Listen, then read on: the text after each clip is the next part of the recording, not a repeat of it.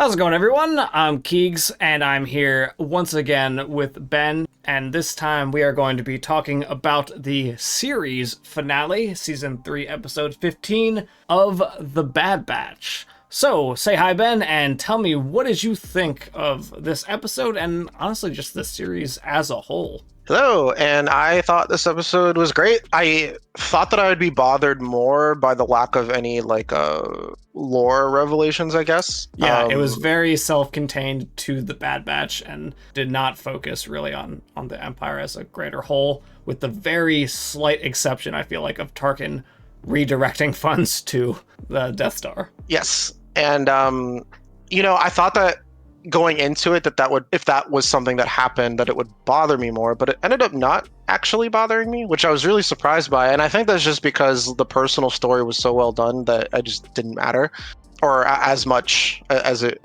otherwise would have. Overall, I think the show was really good. This season especially, I felt like it was really tight. There wasn't an episode where I'm like, I always thought that the filler episode allegations were kind of silly to begin with, but they're extra silly if people said them this time, because every episode had a purpose from point A to point B. You couldn't really take any one of these out. You'd be missing some context. And so I thought this was really good. Overall, really happy with it. A little sad that it's over. Yeah. I get the feeling that I don't know if this was intended to end at season 3, not because there's some missing character interactions at the end of this episode that I thought was a little odd to omit, and that could have just been a writing choice with the time that they had. But I thought that was a little odd, and the lack of Give me an example. Omega doesn't really say anything to Wrecker or Crosshair once they're back at the I forget what it's called, the island that they're on. Sure. And just talks to Hunter. Didn't wrap up at all. Yeah, and then the kind of the pre-credits ending scene was just with Hunter, which that scene felt appropriate for it to just be Hunter, but it sort of feels like it wasn't always written to be the last one. They kind of had that conclusion in season 3, and then that last bit with the time skip was something they added later after they found out they weren't getting another season. That's just the impression I get. It wasn't because it was badly told, it was just that certain things felt a little odd. Yeah, and the lack of that. And any they even kind of tease us about the lore thing. The Imperial that's trying to steal it and basically curry favor back with the Empire is like, oh well, this is very interesting. I'm sure the Empire will love to keep this stuff. And then he dies, which I thought was appropriate, but yeah, with Nalase. Yeah, with Nalase, which was also a really, really good scene. But it was I thought it was odd they didn't tell us anything else, especially considering they have the Emperor looking at something in the episode that he's in, and they don't show us what he's looking at. Yeah. So they do feel a little bit like lore threads that they were going to explain. And that sort of all of those things put together makes me feel like this wasn't always intended to be the final season. I definitely agree, because the one thing I thought too, actually kind of two things, was Echo never made an appearance, right? He was one of the original Bad Batch for Omega, and I feel like he should have kind of been there on the island at the end. He leaves. They show him saying goodbye, right? Do they? Yeah. I've already forgotten. Yeah, they show him. He leaves to go back and go help Rex and stuff. Yeah, but I guess that leads to my second point of, I feel like Rex, and maybe they want to do another spin-off and keep it open-ended, but I felt like Rex was starting to build something there in the season 2 with Wolf and Echo and kind of his whole mission. So I felt like that was leading somewhere. Not that really needed to be wrapped up in the Bad Batch, but more so the Echo stuff just felt. But I guess I'm misremembering, because I don't remember the goodbye between Omega and Echo. Yeah, I mean, they get on the ship, she gives him a nod, and then he leaves. It's not like a belabored moment. And again, because I don't think it was intended to be the last time we see them together. Yeah, I guess that's what I meant. It's just that's how their relationship ends. Just, all right, see you later. Yeah, so all of those things, it's like, I don't think there's any way this was ever going to be the last season, and then they had to sort of make it that. Yeah, I got that too. I love, though, in this, really this whole season, especially after they age Omega up a little bit, how she feels a lot more self-sufficient than she did in the first 2 seasons. It felt like she's really grown as a character, and then even in the last episode here, when they released the Zillo Beast and it's just crashing through, and the Bad Batch you know, they were just like, yeah, that's definitely Omega just wreaking havoc. Yeah, I really, I don't like. I liked her character from the start. I think people are really weird about child characters in general. Like if they do anything that's childish, it annoys them. But it's like, well, they are a child. It's like the point. Sometimes they're gonna say or do things that, as an adult, you would find irrational, and that's okay, as long as they, learn something. Yeah. And I really liked her at the start. I really liked the journey that she went on. I felt like she took a little bit from each member of the Bad Batch, and sort of their legacy is going to live on through her. I completely forgot that they had accelerated aging too. I was like, why is they so much older? I was like, oh yeah. Because Omega even makes a joke about being older than Crosshair, I think. Yeah, she does. So yeah, I just I knew that, but I forgot in the moment when I saw Hunter being so much older. I was like, oh, that's right. That was definitely interesting. It was pretty sad at the end too, at least for me. I don't know how you felt, but it was sad. So sad seeing them all old and in their beach attire because they have been retired for 10 years or whatever it is, 7 years or something. No, I entirely agree with that. It was sad, and I didn't really want it to end because I feel like I didn't love the Bad Batch episodes in the Clone Wars that much. I like them, but I wasn't really endeared to the characters until the show itself started. Sure. I just the show is so good, and it sort of annoys me that it feels like it was cut short. I understand money and all that, but I don't think that this is the first time this has happened to a Star Wars show where maybe it's doing so badly it's losing money, but that's probably not the case in my opinion. I just think that when Grogu and Mandalorian reunited in Boba Fett in those 2 episodes of that show, which are really good episodes. Not the episode where they reunited as much, but the 2 Mandalorian episodes and the one Grogu was in with Luke. Yeah. Great episodes, but I don't get the feeling that with how the season 2 of The Mandalorian ended, that they ever intended for them to get back together in sort of this interim show. It felt like something that was going to happen way later. Yeah. And part of me feels like the I think really sped that decision. Well, because there's no way from an artistic perspective, if you're a writer, you end the season that way, and then you decide to bring them back in another show and still 2 episodes from that show to sort of set that up. I don't think that a writer makes that choice. And the reason I'm bringing that up and why I find it irritating is because that sort of seems like something similar happened here. Not so much like, oh, you need to do X, Y, and Z, just that it got cut short or the plans got shifted around for non-artistic reasons, and that pisses me off. Yeah, no, I agree. And I think you can often tell by what follows the shows too, because I think season 3 of Mando felt a little bit less cohesive. Like they didn't have a real story because it wasn't maybe part of their original plan.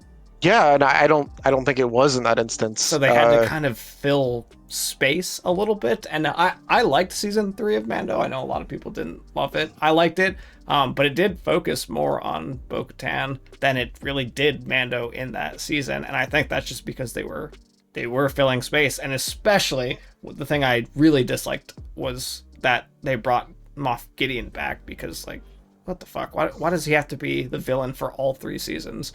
Yeah, well, they did sort of leave that as a cliffhanger in 2, but so it's only satisfying though if you give us some anticipation. You don't break him out the next episode. No, I agree, and that's also why I think that's the reason season 3 was so uneven, is because they had to change their plans. Yeah, I get the feeling that Mando was going to go on some solo missions. We were going to see Luke train with Grogu, maybe even for more than 1 episode. Yeah, and then literally those 2 episodes could have been episodes 1 and 2 of Mandalorian season 3. That's how much it felt so weird. It was jarring the way they inserted that into Book of Boba Fett. Yeah, exactly. And anyway, so we get back to the point of the Bad Batch. The final season there's nothing like that egregious. However, you can tell kind of based on the things that we listed that it wasn't going to be the end. And I think that last 2 minutes where Omega is aged up 10 years. Yeah. Or maybe not 10 years, but something like that. It's pretty close to 10. Well, maybe not quite 10, but yeah. That was added after they found that out, and it just sort of happened to work out that season 3 still sort of works as a finale for the show. Yeah. Because now the Empire is no longer chasing her. Do you think anything more is going to become of her special blood, or is that it? Like they destroyed the base, no one's looking for it anymore. No need to look into her special blood. Well, no one knows about it because the research is gone, right? So aside from Omega does, like the clones, yeah. And they also sort of hinted with Asajj that she still could be somewhat force sensitive. Yeah. But I mean that could have been a misdirection. But I don't know. I just get the feeling that there's more story there that we didn't get, and maybe we'll get it in a different show much later. Yeah, I could see that. I still really wanted that buddy cop Omega Ventress thing, which could still happen, but I think that would be more interesting of a story than her just becoming another rebellion pilot. Yeah, I agree. There's some other aspects too. Like I feel like she's too talented just to be another rebellion pilot. I mean, they need talented pilots, but no, I see what you're saying. But like, we already have so many stories about talented pilots in Star Wars, right? Like everybody's a talented pilot. Who's not that we follow? So like, true. I just really feel like she had so many unique skills from the Bad Batch that like she should be a special operative or something. Yeah, I would really like to see her story continue, maybe with Asajj at a later date. I don't think this is the last we're going to see of her. No, I don't think this is the last we'll see of her either. And I think they were kind of setting her up to be like, okay, now it's just going to be her story. It's not the Bad Batch anymore.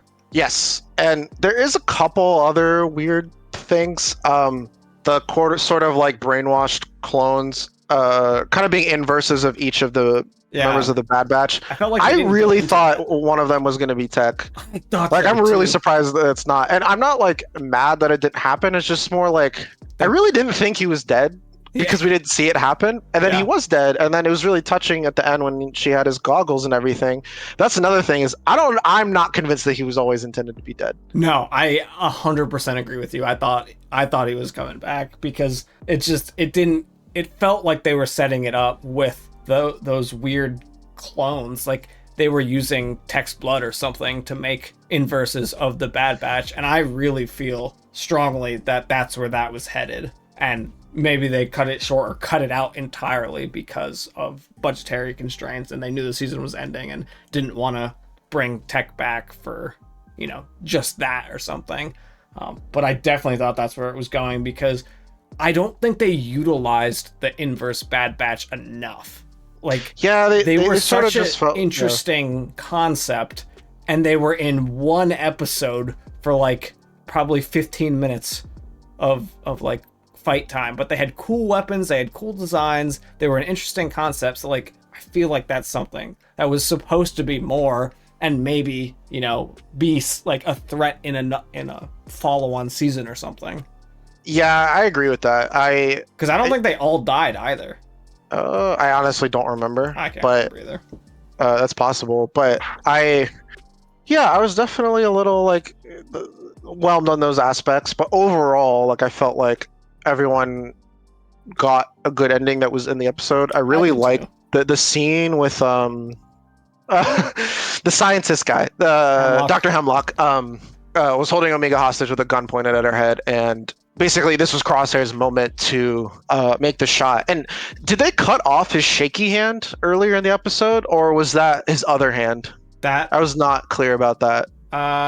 It was not his trigger hand. So I think he had to use. So he had to. He rested the gun on his forearm and pulled. He did with his other. So they cut off his not shaky hand. Also, that was wild, right? Like, yeah, I was like, whoa! I was like, holy crap! They actually cut his hand off.